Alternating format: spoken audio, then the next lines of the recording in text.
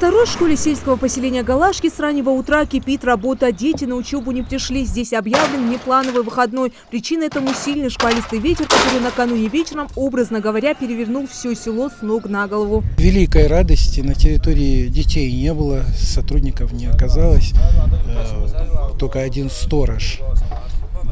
Больше никого не оказалось. Это просто Бог помиловал, как говорят. Ветер, конечно, был шквалистый, ураганный ветер пронесся. Это было страшно.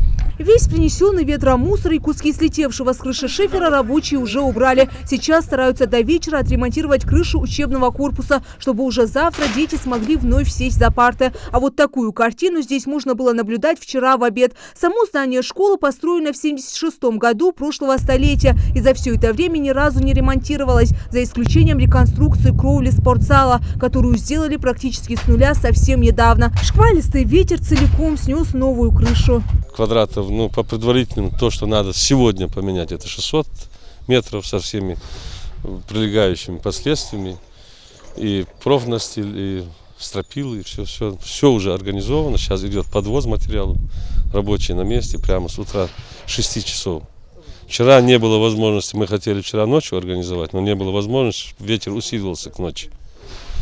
А так сегодня, думаю, учебный корпус мы планируем сегодня закрыть. Не пощадила погода и здание гиперпресса, которое находится на окраине села. Впрочем, это и могло послужить причиной того, что кирпичный завод понес такой урон. Объект очень значим как для села, так и для всего региона. Завод долгое время простаивал, но к концу мая после замены оборудования планировалось возобновить производство. Теперь же все усложнено еще и предстоящим ремонтом. Комиссия оценила ущерб в 1200 квадратных метров. Этот завод относится к имуществу, но мы со своей стороны постараемся, администрация сельских поселений постараемся помочь, обеспечить рабочие силы потянуть и так далее. Какой силы был ветер, можно судить по поваленным кирпичным столбам. А вот новая школа в Волконе достойно выстояла испытания. Крыша на месте, дети на занятиях. Однако даже здесь есть незначительные потери. Зонт перед столовой вырвало буквально с корнями. Местами слетела облицовочная плитка. Сказать, что ветер больше не повторится, здесь никто не берется. Наверное, за свои 45 лет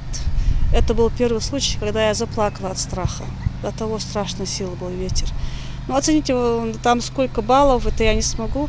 Но ветер был очень страшно сильный. Если с корнем грецкое дерево, орех, он вырвал с корнем, то о чем речь? Очень люблю ветер, но я вчера поняла, что любить не надо, надо бояться.